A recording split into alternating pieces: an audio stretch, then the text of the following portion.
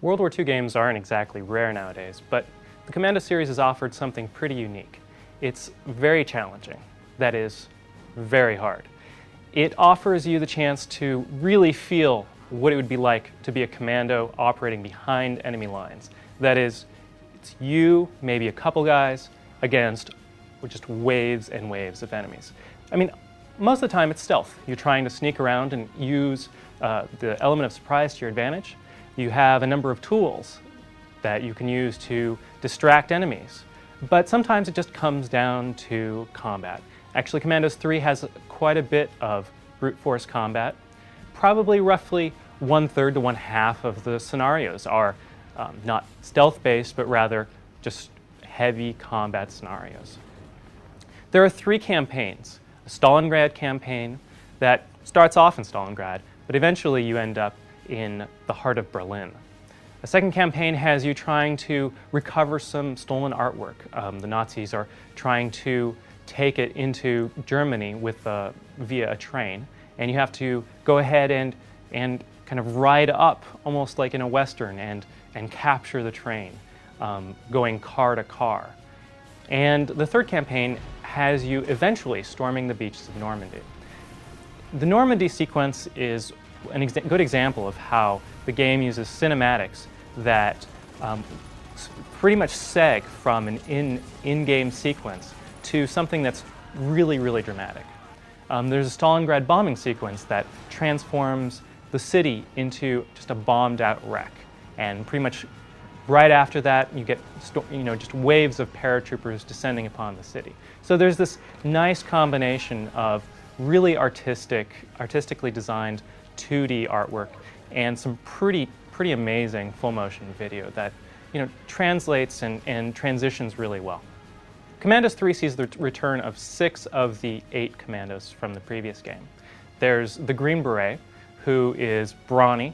He can climb up poles, can pick up a light machine gun, tote it around, and mow down waves of enemies. There's the Sapper, who is a demolitions expert. The Sniper, who has the best range with his scoped rifle of any of your troops. There's a Diver, who unfortunately you only see in one of the scenarios, and is pretty cool. He has a knife that lets him strike silently from range. There's the Thief, who is really fast for creeping around and disabling enemies by punching them out and tying them up. And he can climb up walls and has a couple other pretty neat tricks up his sleeve. And the Spy, who's really quite useful. You can steal a uniform, perhaps have the Thief steal a uniform for you, because in some of the best stealth scenarios you're working together as with pairs of operatives. And then the Spy can go ahead and distract one at a time, one of the enemies. Even make them look somewhere, or order them to move away from a guarded door or something. Commandos 3 has a pretty decent tutorial. It walks you through the somewhat ungainly interface.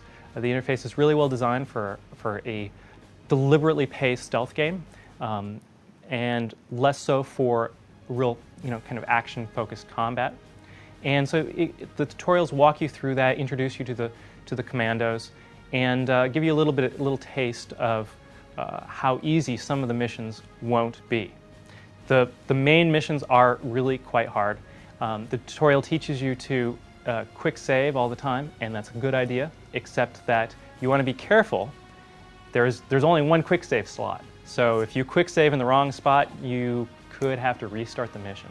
It's just one extra added bit of challenge. Commandos 3 has some really heavy battle sequences. There's some new weapons for you. There's a light machine gun that the Green Beret can go ahead and pick up and walk around. Really good for taking out waves of enemies. There's also the German artillery that you can go ahead and use against the enemy. And there's some miscellaneous weapons, a flamethrower, Molotov cocktails, grenades, kind of an assortment of small arms. Any of the commandos can use small arms, but there's a real trick to kind of setting them up to be effective at it. The Green Beret is pretty decent at just going ahead and dealing with the enemy by himself, but the others really need to work together, using covering fire. There's a mode where you can go ahead and set the AI to be ready to to attack any enemy in a given cone. You kind of have to deal with trying to figure out what they can and can't see. Sometimes it's hard with the limited kind of 2D locked view on the main screen. But for the most part, it works pretty well. But you have to plan ahead. Clearly, this is not a run and gun game. It's not just a question of band selecting a bunch of guys and clicking on the enemy and having them attack. That will not work. You have to plan ahead, plan ambushes, be ready, and kind of figure out what the enemy is going to do and reload and set up for that. Commandos 3 looks a lot like Commandos 2. It even uses the 800 by 600 resolution. In fact, there's no option to change it. The graphics engine is aging. The graphics are artistically really excellent. There's good use of cinematics. Inside, you can go ahead and rotate the 3D camera. The textures don't look as good as they should, really. The textures on the characters in particular are pretty washed out. So it's generally something that looks amazing at its best moments, but the camera is pretty limiting sometimes. You kind of have to deal with the strengths and limitations of the engine. Commandos 3 introduces competitive multiplayer. In fact, it doesn't have the cooperative mode in the previous game. It's deathmatch and collect the flags.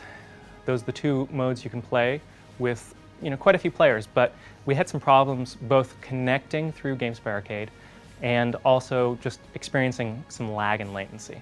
Generally, the interface isn't well set up to do the sort of kind of fast-paced action deathmatch real-time strategy style gameplay because it's deliberate. The single-player game is designed to let you anticipate what the enemy is doing, whereas in the deathmatch, essentially you're trying to do a bunch of things at once. So it can be a matter of luck more than skill. Just trying to deal with the interface, trying to deal with the lag. The multiplayer doesn't add a whole